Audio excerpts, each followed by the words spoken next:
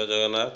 ଆଜିର ଭିଡ଼ିଓରେ ଆଜିର ଅନୁଚିନ୍ତା ସାଧୁବାଣୀ ଭାଗ 4 ସମ୍ବନ୍ଧରେ ରହିଛି। ସମ୍ପୂର୍ଣ୍ଣ ଦେଖନ୍ତୁ।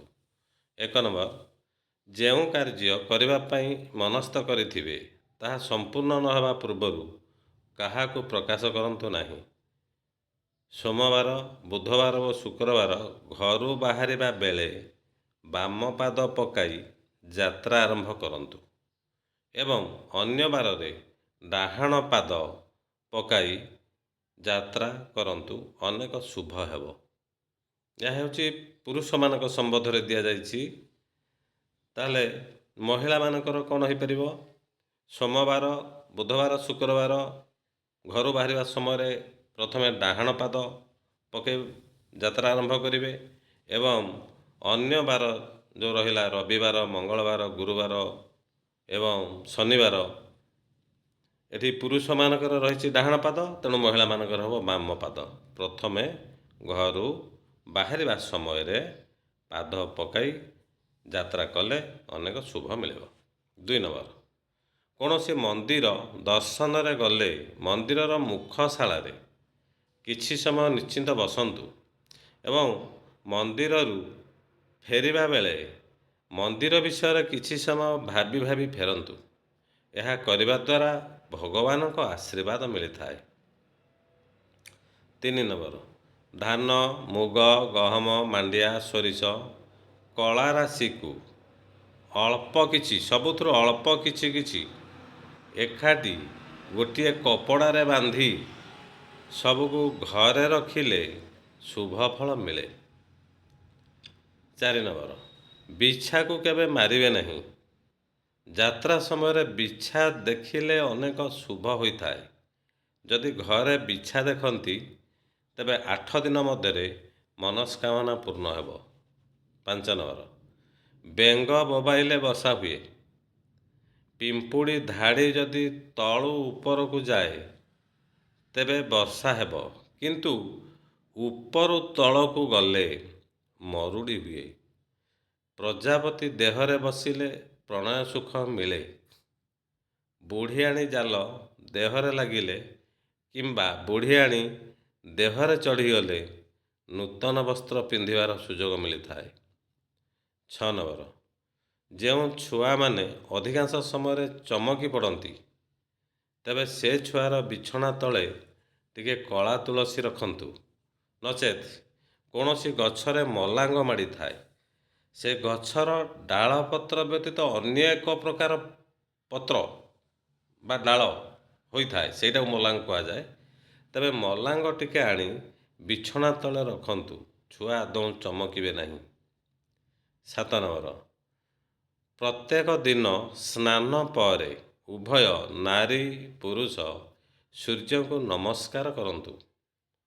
ଠାକୁର ପୂଜା କରିବା ପରେ ଅଳ୍ପ ଲୁଣ ଖାଆନ୍ତୁ, କିନ୍ତୁ ସ୍ନାନ ପରେ କେବେ ବି ତେଲ ସ୍ପର୍ଶ କରିବେ ନାହିଁ, କେବେ ବି ମୁଢ଼ି ଖାଇବେ ନାହିଁ। 8 ନମ୍ବର, ଜୋତା ଚୋରି ହେଲେ ଶୁଭ ହୋଇଥାଏ। ଶନିବାରରେ ଚମଡ଼ା ଜୋତା ଚୋରି ହେଲେ ଅଧିକ ଶୁଭ ହୋଇଥାଏ ଏବଂ ମନ୍ଦିର ପାଖରୁ ଜୋତା ଚୋରି ହେଲେ ବହୁତ ଶୁଭ ହୋଇଥାଏ। କିନ୍ତୁ ମନ୍ଦିର ପାଖରୁ ଯଦି ଜୋତା ଚୋରି ହେଲା,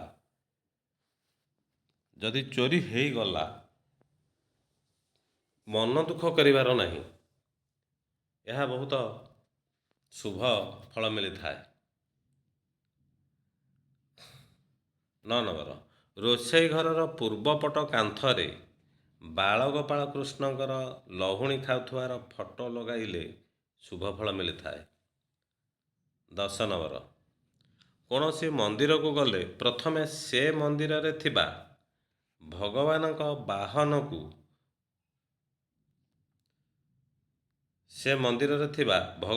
ବାହନକୁ ପ୍ରଣାମ କରନ୍ତୁ, ତାପରେ ଘଣ୍ଟି ବଜାନ୍ତୁ ଏବଂ ତାପରେ ଗର୍ଭଗୃହକୁ ପ୍ରବେଶ କରନ୍ତୁ।